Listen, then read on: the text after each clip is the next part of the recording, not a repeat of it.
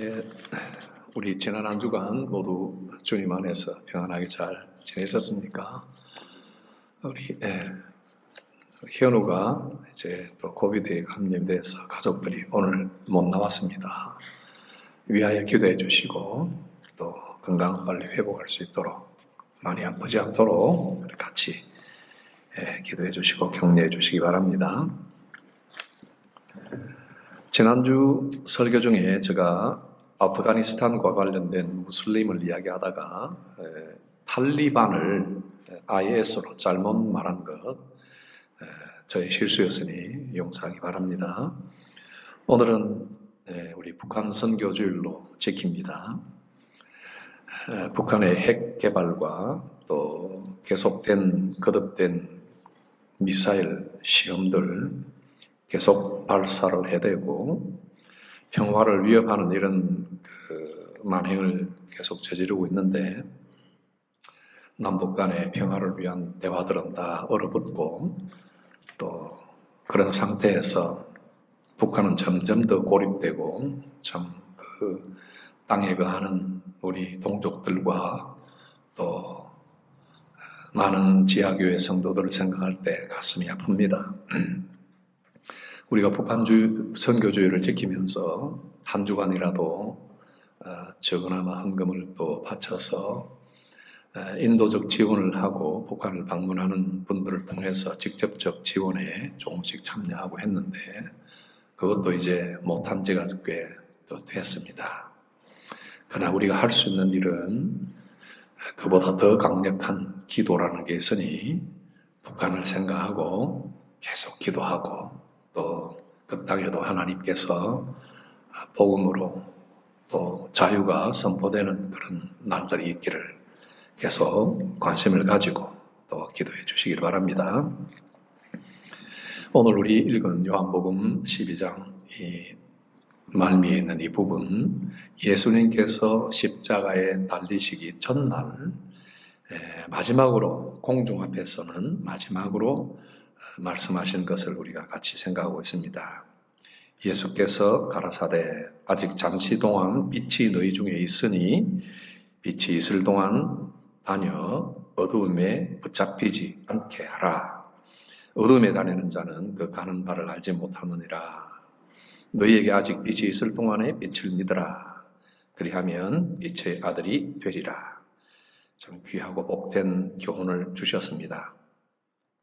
이 세상의 빛으로 오신 예수님은 오늘도 북한 땅에서도 온 세상 밖에 받는 곳에서도 그의 백성들의 위로와 소망이 되시고 일을 하시는 분이십니다.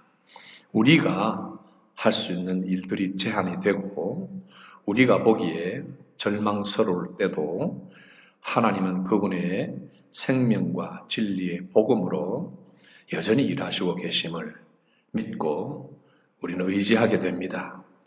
간혹 탈북한 젊은 분들의 감정을 들으면 어떻게 그들이 복음을 받게 되었는가? 여러분들이 쉽게 들어볼 수 있는 감정들이 있습니다. 어떻게 그 동토 얼어붙은 땅에서 성경을 접하고 하나님의 말씀을 믿게 되었는가? 그래서 깊은 신앙을 가지고 탈북하여 우리 땅에 또 오게 되었는가? 이런 것 보면 하나님께서는 우리가 생각하지 못하는 놀라운 섭리를 가지고 일을 하고 계신다 하는 거 우리가 믿을 수 있습니다. 그뿐만 아니라 오늘 자유롭게 신앙생활을 하는 우리 모두도 여러 가지 장애물과 힘든 시련 속을 같이 걷고 있습니다만 우리들에게도 예수님께서는 여전히 빛이 되신다 하는 사실을 잊지 맙시다. 요한은 예수님께서 이 귀한 말씀을 하시고 나서 참 이상하게도 이런 말을 더 붙여놓습니다. 무리를 떠나가 숨으셨다. 참 이상한 말입니다. 예수님께서 무리를 떠나서 숨으셨다. 이 말씀은 그저 우리가 간단하게 생각하면 이렇습니다. 만약에 예수님이 우리를 떠나시면, 만약에 하나님께서 문을 닫으시면 그 어느 누구도 문을 박차고 달려들어가 하나님을 찾을 수 있는 사람이 없다 하는 것을 이야기해 줍니다. 아무리 많은 표적과 기사들을 저희 앞에서 예수님이 행하셨지만 그들은 믿지 않았다 그랬습니다. 신기하지 않습니까? 그리고 요한은 이사야의 예언의 말씀을 들려줍니다. 이사야 53장에 나오는 말씀인데 이사야가 52장에서는 아름다운 발이여 좋은 소식을 전하는 아름다운 전도자의 발이여 하면서 하나님의 그 통치와 하나님의 회복을 선포하는 이 복음의 이야기를 막 선포를 이사야 52장에서 하는데 52장 말부터 시작해서 53장 넘어오면 누가 이 소리를 들었는가? 아무도 듣는 사람이 없다 하고 탄식하는 장면이 바로 나옵니다. 그렇게 빛으로 복음의 중심이 되는 예수님을 오실 것을 메시아를 선포를 하였지만 그 누구도 한 사람도 메시아가 오는구나 하고 붙들지를 않고 오히려 귀를 막고 이사야를 대적하고 오히려 그 얼굴, 메시아의 얼굴은 어둠에 잡히고 나중에 십자가에 죽게 되는 고난의 종으로서의 예수님이 이제 되고 말 것이다. 53장에 이야기를 합니다. 그러니 복음 전하는 자는 아름다운 발이다. 그래서 어떤 사람들은 이 말씀 듣고 나는 전도자가 되어야지. 나는 목사와 선교사가 되어야지. 나는 전도 많이 해야지. 얼마나 복음 전하는 자의 발이 아름다운가. 이렇게 시야를 거기에 딱 고정하는데 아무리 해봤자 아무도 안 믿더라 하는 걸 기억하셔야 됩니다. 이게 무슨 말이냐? 사람이 아무리 힘차게 정열을 다하고 생명을 바쳐도 하나님에 대한 복음을 아무리 가르쳐도 우리 사람은 본성대로 하자면 아무도 하나님을 찾지 않습니다. 그 말을 하는 겁니다. 예수님은 이제 무리에게서 떠나 숨으셨다. 우리들이 하는 일이라고는 늘 하나님을 대항하는 일들이에요. 늘 도망치는 일들이에요. 늘 빛을 싫어합니다. 그러나 복음은 빛처럼 이 세상에 비추었습니다. 그 빛이 비출 때 우리의 눈을 억지로 뚫고 들어오지도 않았고 우리의 가슴을 쪼개고 들어오지도 않았고요. 우리의 심장에 못을 박듯이 들어온 게 아니라 그냥 비추었다 합니다. 하나님의 성실하심을 보여주는 거예요. 하나님이 실패하지 않으시고 그 어떤 인간의 방해나 포기나 원망이나 인간의 적대나 이런 것들을 상관하지 아니하시고 하나님이 이 일을 하셨다는 것입니다. 여러분 오늘날 교회 부흥회 이런 걸 잘 안 합니다. 물론 한국에는 더러 합니다만은 부흥회가 과연 필요할까요? 이전에는 필요했어요. 한 목사님의 제한된 지식과 신앙의 어떤 짧은 경륜이나 연륜 가지고 1년 내내 설교를 하니까 성도들이 어떨 때는 별식도 좀 먹고 싶고 영양 보충도 좀 해야 되겠다. 이래서 참 훌륭한 설교자들 모셔서 부흥회를 단기간에 좀 합니다. 한 줄도 하기도 하고 또 사경회를 열기도 합니다. 그러나 요즘은 풍년이에요. 인터넷으로 손가락만 갖다 하면 세계 최고의 목사들의 선교사들의 강사들의 설교를 들을 수 있어요. 과연 이것들이 우리를 하나님 앞으로 인도할 수 있는 궁극적인 힘이 될 수 있는가? 여러분 한번 생각해 보세요. 어떤 설교가 우리들을 하나님 앞으로 이끌어가는가요? 오직 하나님이 예수님을 통하여 비추어 주신 그 빛, 그 빛 안에 우리가 굴복하고 항복하여 그분에게로 우리가 자진하여 돌이키는 것 외에 이 세상에 예수님께서 오셔서 기적을 베풀어도 그것 보고는 믿지 않더라 하는 것 꼭 기억을 하시고, 우리가 정말 주목해야 될 것이 무엇인가? 하나님 말씀 주목하고 성경을 읽을 때 깊이 묵상하며 예수님의 영이신, 그 빛의 영이신 성령님의 가르치심을 주목하며 거기에 의존하면 여러분들이 계속하여 은혜를 받습니다. 그렇다고 우리 외부 강사가 필요 없다는 말도 아니고, 그렇다고 우리 수련회가 필요 없다는 그런 말은 아닙니다. 다 유익하지만, 그러나 하나님이 하신 이 일을 놓치면 우리가 아무리 술수를 쓰고 아무리 계획을 짜도 그것 가지고는 하나님으로 나아가는 궁극적인 방편이 되지 못한다 하는 것 기억합시다. 오늘 예수님께서 하신 이 말씀 위에 우리가 할 제일 첫 번째 반응은 무엇인가? 그 길 위에 발을 올려놓는 겁니다. 깜깜한데 하나님께서 빛을 보여주시지 않습니까? 제가 오늘도 산책을 하면서 길을 걸어가는데 빛이 있어서, 아침 볕이 있어서 밝으니까 걸어갈 수 있단 말이죠. 그걸 깨달았어요. 제 발을 보면서 밝으니까. 어두운데 금지는 피하고 개똥이 있으면 피하고 밝으니까 걸어가는 거예요. 힘차게. 그러나 만약에 캄캄하면 그 길이 아무리 좋아도 한 발짝도 갈 수 없어요. 하나님이 예수님을 빛으로 보내셨으니 우리의 반응은 그 빛 위에 발을 올려놓는 겁니다. 주석가들이 글을 이렇게 써놓은 걸 제가 봤습니다.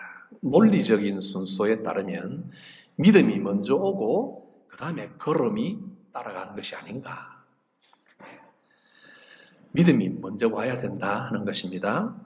우리는 먼저 빛을 믿어야만 그 다음에 논리적으로 믿으니까 그 믿음 위에서 그 빛 안을 걸어 들어가게 되는 겁니다. 그리고 어떤 분들은 빛 안에서 걸어라, 빛을 믿으라 하는 걷는 거나 믿는 거나 이걸 동일시하여 별 의미 없이 그냥 지나치는 주석가들도 있습니다. 저는 이 말씀 쭉 묵상하면서 왜 예수님께서 그러면 우리 주석가들이나 성도들의 논리를 역행하는 역순으로 이야기를 하셨을까? 왜 빛이 있는 동안에 빛에 걸으라고 먼저 말씀하시고 뒤에 또 빛을 믿으라고 말씀하실까? 믿음과 걸음은 동일한 것인데 굳이 예수님은 순서를 이렇게 왜 하실까? 왜 논리에 맞지 않게 하셨을까? 제가 생각해 본 결과 답은 이것입니다. 구원에는 만약에 어떤 조건과 순서가 있다면 그것은 순전히 하나님께서 먼저 하신 일에 달려 있습니다. 예수님이 빛으로 이 세상에 오셨다. That's it. 이게 전부입니다. 예수님이 오신 거예요. 어둡기만 한 세상에 예수님이 오시니까 그분이 길을 보여주셔서 여기 길이 있구나 하고 우리가 보게 된 것이고, 이 핵심 위에서 인간은 그 빛을 보든지 거부하든지 믿든지 걷든지 그 빛을 묻어버리든지 십자가에 죽여버리든지 그건 인간의 선택입니다. 그렇죠? 그러나 예수님은 그 빛대로 인간이 어떤 반응을 하였던지 간에 심지어 그 빛을 죽였어도 꺼버렸어도 예수님은 빛으로 그대로 계셨습니다. 구원은 가장 먼저 하나님이 하신 이 일에 놓여져 있다 하는 것을 우리는 꼭 기억해야 됩니다. 그 누구도 그 일에 간섭하거나 변경할 수 없고 하나님은 그 어떤 것과도 타협하지 않습니다. 이 구원의 길 위에서 우리들이 무언가를 타협해 보려고 하나님 이래야 되지 않습니까? 하나님 나를 이렇게 좀 만들어줘야 되지 않겠습니까? No. 하나님이 예수님을 빛으로 보내주시고 우리는 그 위에 발을 들어놓으라 하는 것만 듣게 되는 것입니다. 하나님의 유일하신 뜻과 성실과 섭리와 주권으로 다만 그가 열어놓으신 그 길 위에 우리는 발을 들여놓아야 한다 하는 겁니다. 종종 은혜를 많이 받으려고 금식도 합니다. 얼마나 그 금식이 효력이 있었던지 수련회 전에 이번 올해 수련을 하겠나 걱정을 했지만 우리 수련회 준비위원들이 릴레이로 금식을 하였습니다. 여러분 수련회 은혜롭게 잘 지나갔고 모두가 만족했습니다. 올해는 참 잘 지나갔네. 그렇지 않습니다. 그 기간에도 코비드에 걸리고 그 기간에도 사고가 나고 죽고 불행한 일을 만나는 사람들도 많이 있었습니다. 그러나 하나님께서 우리 성도들의 기도를 들으시고 그 기간에 우리 성도들에게 은혜를 주셨고 우리 자녀들을 보호하시고 유쾌하고 유익한 시간들을 허락해 주셨습니다. 앞으로도 여러분 계속 금식을 하기를 바랍니다. 금식이나 또 어떤 사람은 마음의 평안을 얻기 위해서 회개를 많이 합니다. 어떤 사람은 결단하고 어떤 사람은 그 감동을 유지하고 확신을 가지기 위해서 노력하고 있습니다. 그러나 이 모든 발을 옮겨놓는 이런 믿음의 행위들은 다만 어디서 일어납니까? 하나님이 열어놓으신 길 위에서 일어나고 벌어지는 일들이에요. 여러분 속지 마십시오. 아무리 깊은 열정과 확고부동한 확신이 여러분들에 있고 복음을 받아서 강력한 깨달음을 가졌다고 해도 일순간에 욕 한 방 먹으면 뒤로 날아가 버리는 것 생각하십시오. 복음이, 내가 믿었던 복음이, 내가 확신한 복음의 능력이 이것밖에 안 되나? 아니에요. 여러분 자신이, 저와 여러분 자신이 이 정도인 것을 그러한 순간마다 깨달아야 하고 하나님이 우리에게 주셨던 이 복음 위에 내가 입혀놓고 덧칠 해놓은 것들이 얼마나 많은지를 보아야 합니다. 내가 흔들린다고 해서 하나님이 해놓으신 이 길, 하나님이 열어놓으신 이 길에 훼손이 일어나지는 않는 법입니다. 불이 나서 집에 있는 것이 홀랑 다 타도 금덩이는 고스란히 남아 있는 것입니다. 이게 부활의 신앙이에요. 우리 연약함, 우리 육신이 다 썩고 멸하여도 다시 우리 안에 있는 믿음으로 우리 육신이 이대로 주님과 함께 부활하는 것입니다. 빛이 있을 동안에 빛이 너희 중에 있으니 빛이 있을 동안에 다녀 어두움에 붙잡히지 않게 하라. 36절은 너희에게 아직 빛이 있을 동안에 빛을 믿으라. 걸어라. 믿으라. 붙잡히지 않도록 어두움에 붙잡히지 않도록 걸어라. 믿어라 하는 이 단어들은 전부 헬라어에서는 태가 있고 또 형이 있습니다. 현재, 시제, 현재, 능동태, 명령형. 이 무슨 말이냐? 걸어라.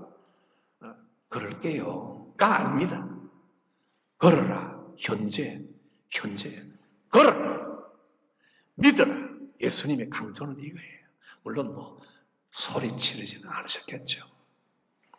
명령형이에요. 사용된다는. 현재예요. 능동태예요. 그럼 한번 걸어볼까?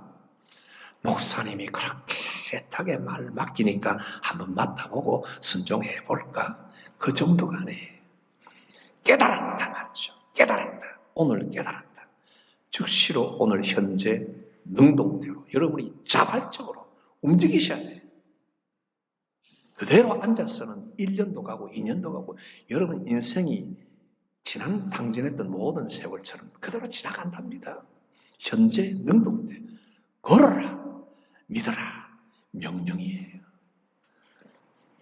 예수님이 명령하시고 마음에 기대하신 것. 이 말씀을 하시면서 회중들을 보시면서 팔을 다 벌리시고 기대하신 건 뭐였을까요? 뭘 기대했을까요? 그 구체적인 의미는 지금 옮기라. 지금 살아라. 지금 살아라. 그분의 품 안에 뛰어들어라. 그분의 대속의 피에 잠기거라. 그분의 통치에 너를 맡겨라 하는 것입니다. 잘 안 되네, 잘 안 돼. 깜깜하네, 깜깜해. 왜요? 그 빛에 들어서지 않기 때문에 어두움에 붙들리는 것입니다. 붙들리지 않게 그 빛에서 그를 하지 않습니까? 우리가 그리스도를 쫓지 않는다면 어두움에 남겨진 것일 뿐 아니라 우리 자신이 놓인 어두움이 강화가 될 것이다. 여러분 기억하십시오. 스코틀랜드 목사님 알렉산더 맥클라렌이라는 목사님이 이렇게 이야기합니다. 빛을 거절하는 것은 칠흑 같은 어두움을 부모로 삼는 것이요, 빛을 가지고 이를 신뢰하지 않는 사람은 짙은 어둠과 먹구름 기둥을 자기 주변에 채워놓는 것이다. 계시의 그 밝은 아침을 결단코 알지 못하며 황혼보다도 더 서글픈 환경 속에 자신을 방치하게 될 것이다.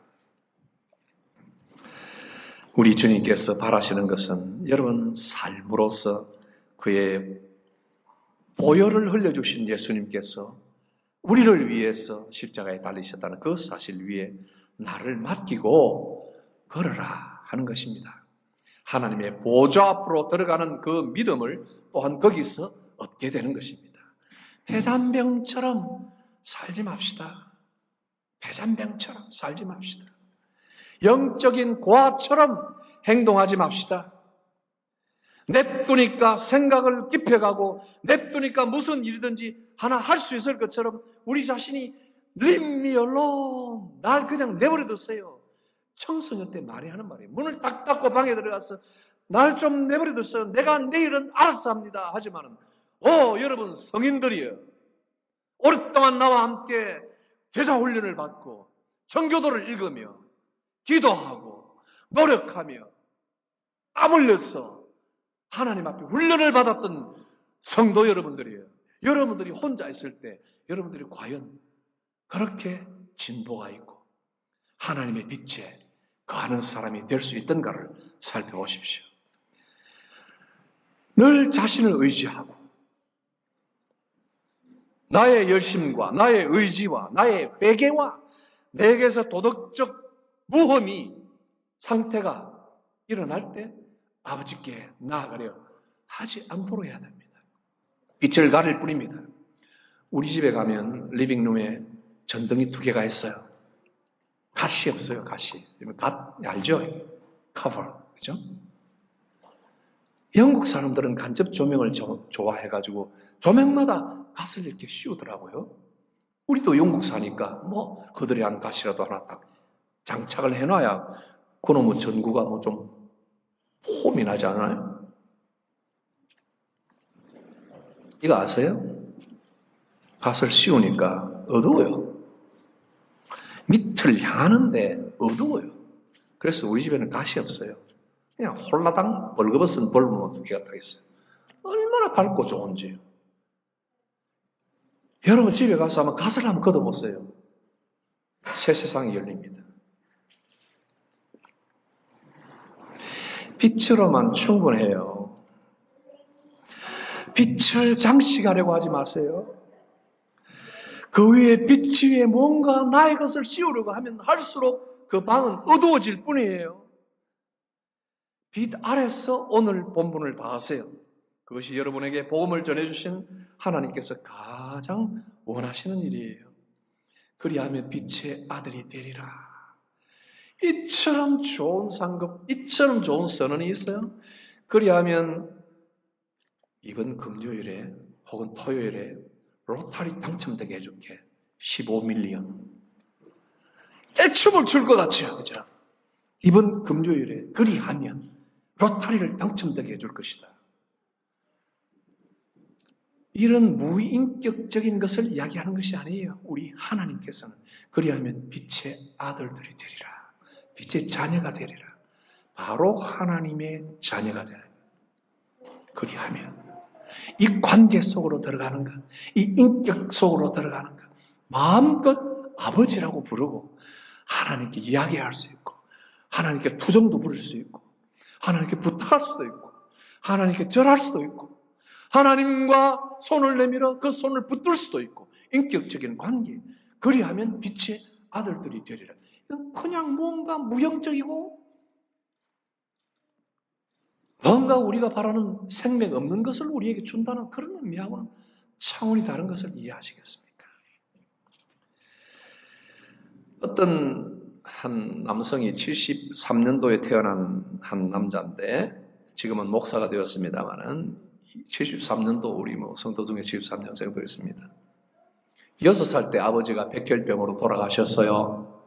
어머니가 혼자 연약한 어머니가 남아가지고 막노동판에 들어가가지고 노동을 하면서 남매를 키웠습니다.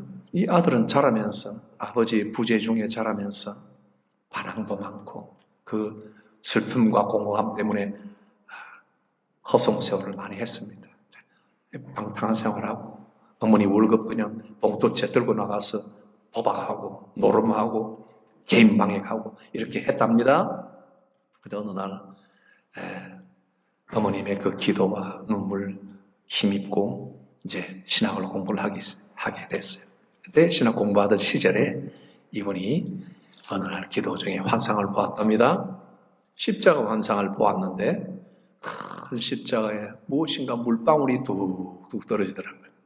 그 물방울이 뚝뚝 떨어지는데 그 물방울 가만 보니까 한 방울씩 떨어지는데 그 큰 물방울이 가만 보니까 빗방울이라는 거예요. 그분이 본 환상이에요.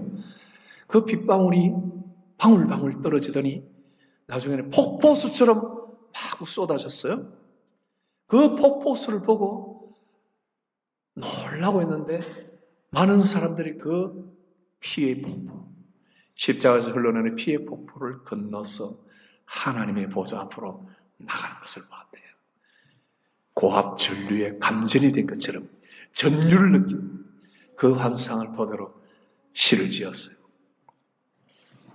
여러분 잘 아는 복음성 보혈을 지나 하나님 품으로 보혈을 지나 아버지 품으로 보혈을 지나 하나님 품으로 한 걸음씩 나아가네.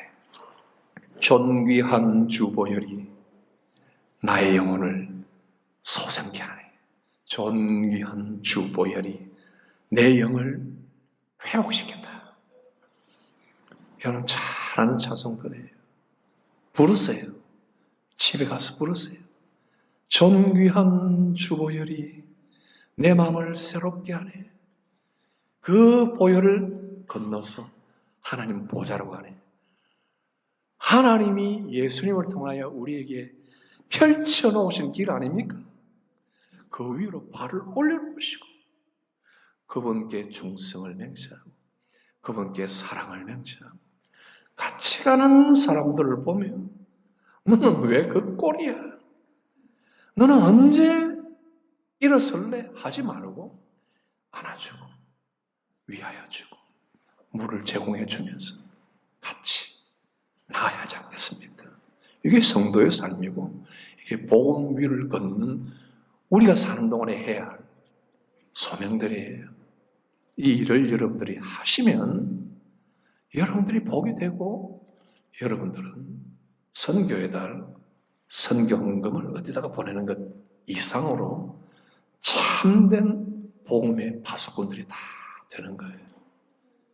기도합시다.